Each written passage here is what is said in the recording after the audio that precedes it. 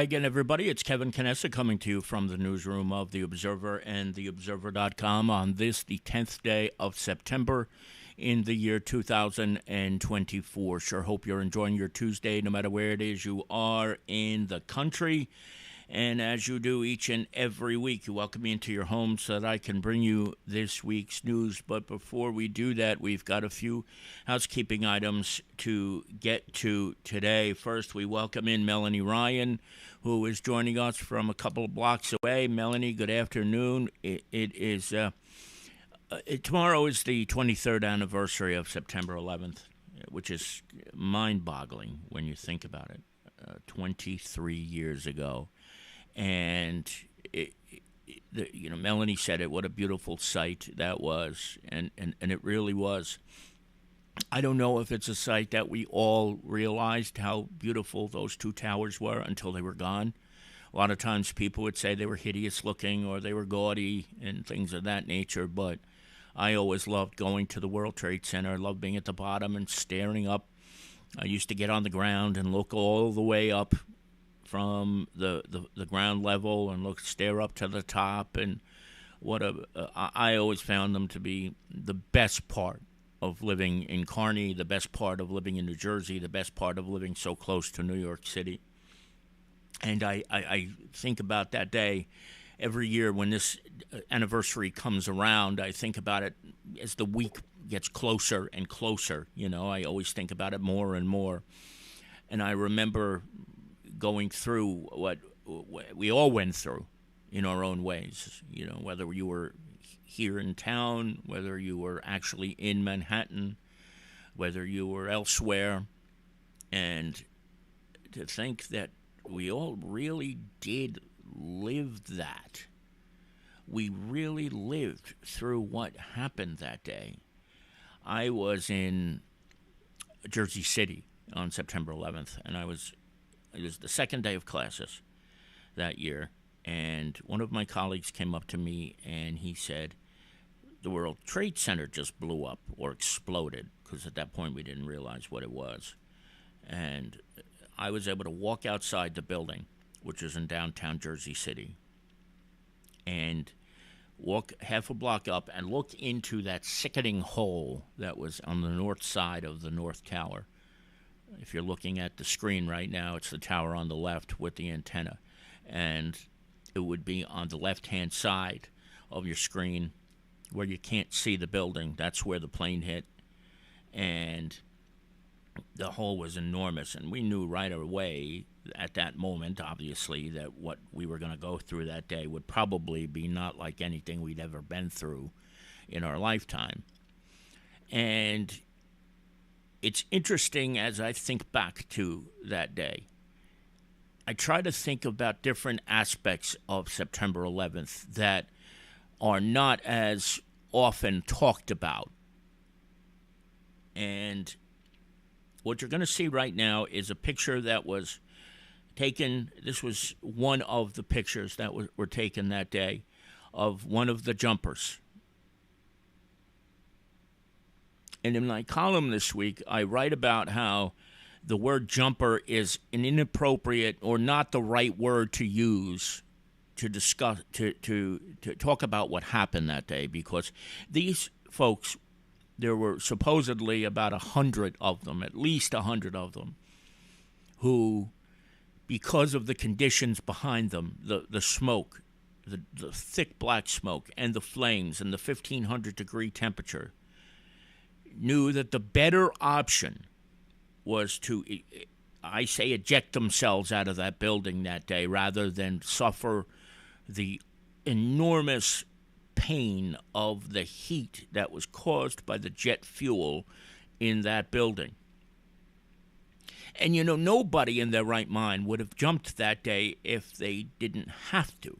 And that's why I don't like when people say they jumped to their death. No, they were forced out of that building that day. They had no other choice, really, because a human can't tolerate that feeling, that heat. The instinct is to run away from it. And for some of them, it was to run away from the opening in that building. And you think about that. It was that bad that day. That's what they had to do. And I question, I wonder sometimes, each and every year as it gets closer and closer, I think, what were they thinking? What were their final thoughts before they left? And then as they fell through the sky, in many cases, in a graceful and beautiful way, the way they fell. Look at this person here. I'd imagine it's a man. I can't tell with 100% certainty. Maybe it isn't. I don't know. But imagine, look at the way the body is, and it looks like he's getting ready for a dive into an ocean or into a pool with grace.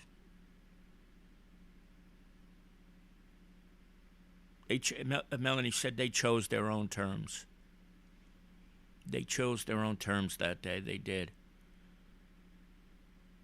And what had to be going through their minds as they were falling through the sky? It took about 10 seconds to get from about 1,000 feet in the air to the ground. And as Larry Hanlon said here, I'm going to put this up on the screen here, the 9/11 documentary had footage of the god-awful sounds of people hitting the roof in the street. It was horrifying. Do you remember that sound, folks? Do you remember that? Do you remember that awful sound?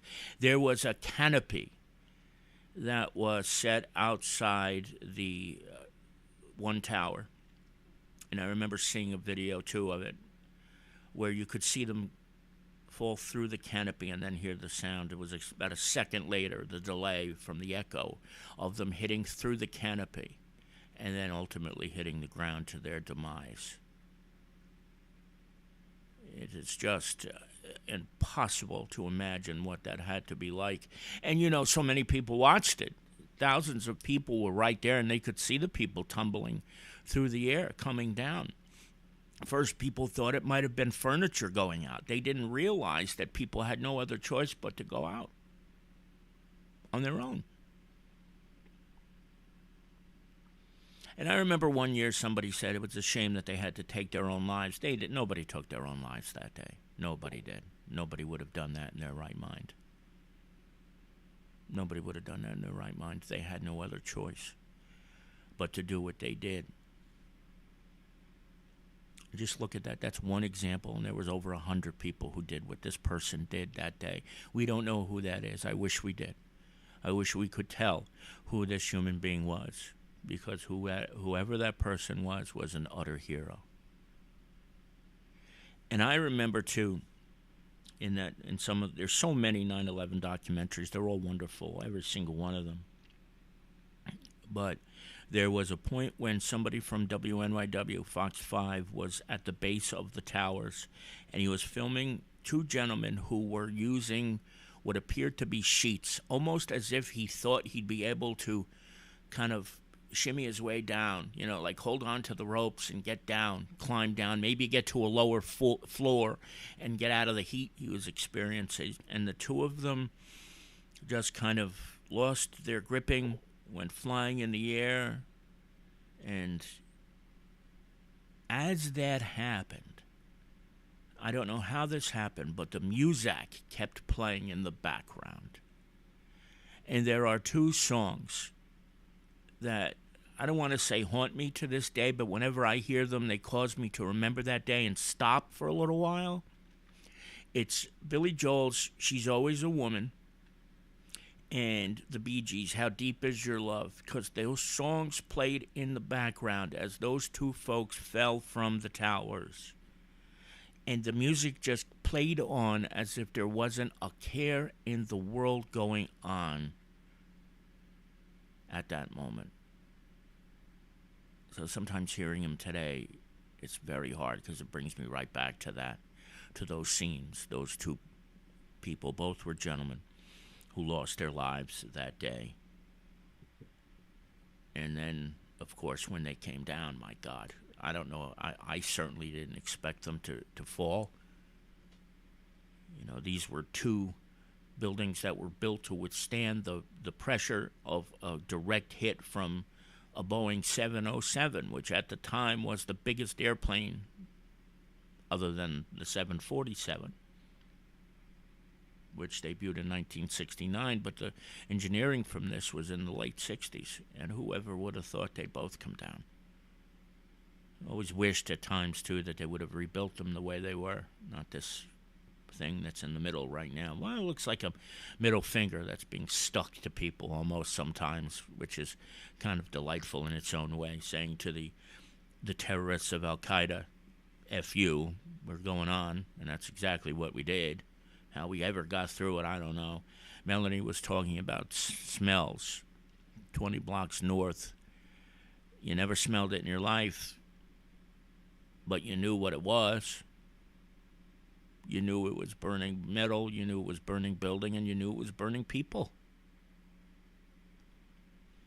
And as the crow flied, I was about a mile away from it on the other side of the Hudson. And that air, after the first day, you probably remember, if you're looking at the screen now, the smoke traveled to the south. But then, other days, it would start coming westward rather. And when it started traveling westward, you could get it right on the other side of the Hudson River, and that smell, well, I can still smell it right now. I'll never forget it. And I remember going over there in October, late October of 2001, taking a group of my students over. We went to that lookout. There was a makeshift deck where you could walk out and look over at the pit, and the smell, even 7 weeks after, was still so bad. And months later, it was still bad. But a day that 23 years later never gets any easier. It never will. What happened? And people often say, forget about it. Try to move on. Yes, we moved on. You can't forget about moments like this, though. You just can't. Because when you do, old saying is you're doomed to repeat that kind of history. I'm shocked. Grateful, but shocked that we haven't had another day like this since 23 years later.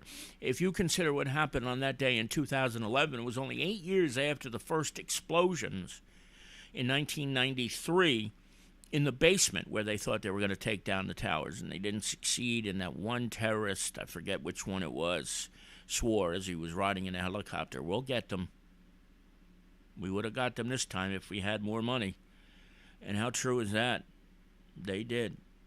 But on a day like today, we remember all those people. Tomorrow, we remember all those people who lost their lives that day, nearly 3,000. I'm sure by now it's well over 3,000 when you consider all the people who have lost their lives from the cancers and all the things that they experienced from being down there at the pit after former Governor Whitman said, "Go ahead, it's fine down there. You don't need to worry about a darn thing."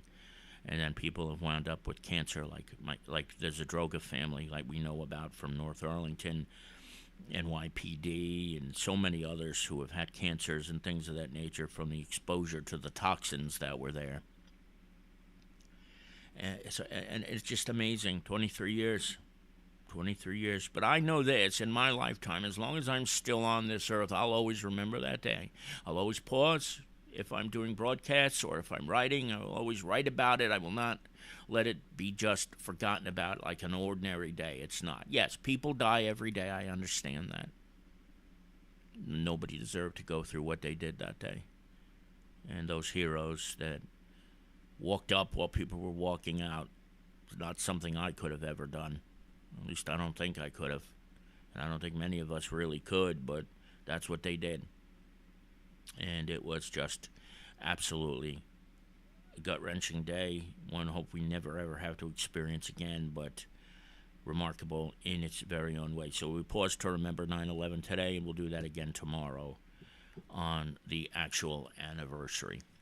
Now, this is a morbid day in a way because yesterday was the funeral mass for Johnny and Matthew Gaudreau, two NHL players, two hockey players who were killed in South Jersey at the end of last month.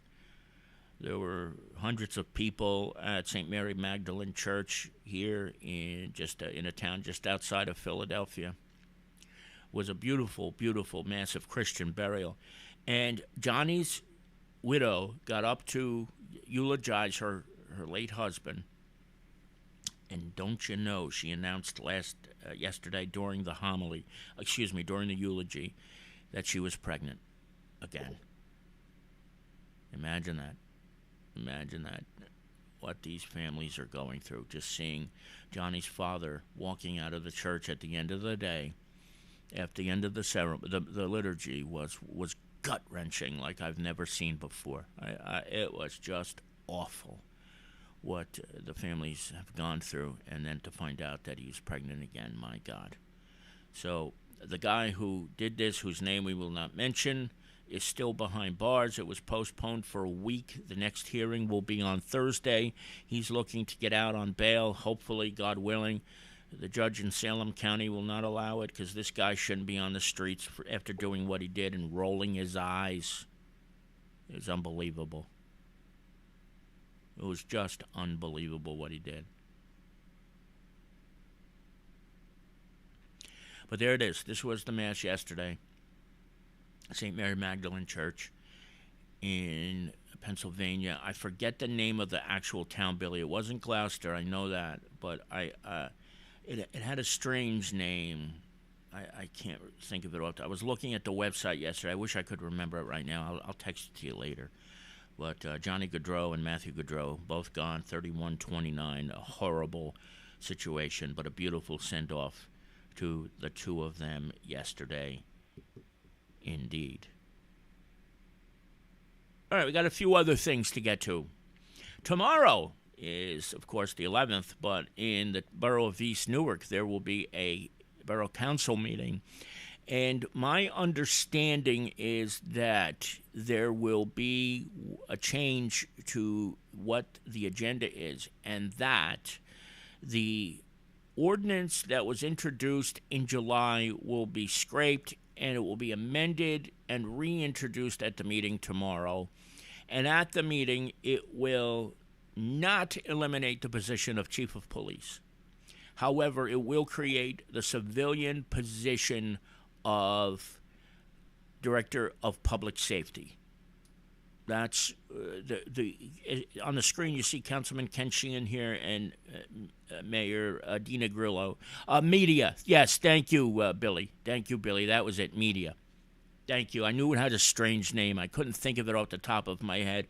I'm not quite sure why it was there. Maybe it was the size of the church, very big church, and I guess maybe that might have been where they worshipped, even though it was on the other side of the river, and they're from Gloucester County. I'm not sure, but that was it, Billy. Thank you. Media, Pennsylvania is where St. Mary Magdalene Church was yesterday. So back to this now. The Councilman Ken Sheehan, who you see on the screen here with Mayor Dina Grillo, was upset that this original ordinance was going to eliminate the position of chief of police while creating a civilian director of police. And he said, listen, I understand you got to make a civilian director right now. We don't have anybody who is yet qualified to be a chief. So we need to create the civilian position, but don't eliminate the chief's position in the process, because then you have to go through the whole process of recreating it if we ever get to the point where we find somebody who is good and can handle that. And I believe that is the case in East Newark. You know, you've got a guy like Sergeant Robert Tomasco, who is the officer in charge, who just became a sergeant not even a year ago, who, when he has more experience, will be more than capable of serving as a chief of police. So the meeting is tomorrow night at 6:30 at East Newark Borough Hall on Sherman Avenue. There was a big crowd last month. There should be a big crowd there tomorrow, and my hope is they do the right thing. Councilman Sheehan fought very hard to keep this in where the chief would not be eliminated. He wanted that. He made it very clear. That's why they tabled it last month. They will have to reintroduce it tomorrow night by law, publish it in the newspaper, and then we'll be up for second reading at the council meeting in October. And if they do create the civilian director while not eliminating the chief of police, I think it's going to satisfy a lot of people because they did not want to see this thing go away. And I think that's the best way to go for now until they have somebody who's ready to serve in that capacity. So if you have no plans tomorrow, although there are numerous September 11th ceremonies tomorrow, including at 6 o'clock in Harrison and in Kearney. There's one at 11 o'clock in the morning in Lyndhurst. I would suggest you go to the meeting, especially residents of East Newark, at 6:30 at Borough Hall, and share your views on this if it gets to that point. But that's what it seems like is going to happen. That doesn't mean it will, because the original agenda, which I saw, had on it that the original ordinance was still on it, but also this amended ordinance for introduction. So you don't need both. You only need one. And my presumption is, based on the new one being on there, that the original one will be scrapped completely at some point tomorrow. But then again, you just never know. So do indeed go if you are an East Newark resident and you have the means to get there, please. It's a very important day indeed for the people of East Newark. So that is tomorrow at 6:30 p.m. Eastern Time. And then every week as we go live for the coming months until this situation is resolved, I am going to simply remind everybody that Juan Barroso Jr. has been suspended for 6+ months. There has still been no resolution to this travesty, this completely unjust and disgusting witch hunt that has happened to him. He has not had a paycheck in 6 months. He has 3 children, 1 on the way. This is still ongoing.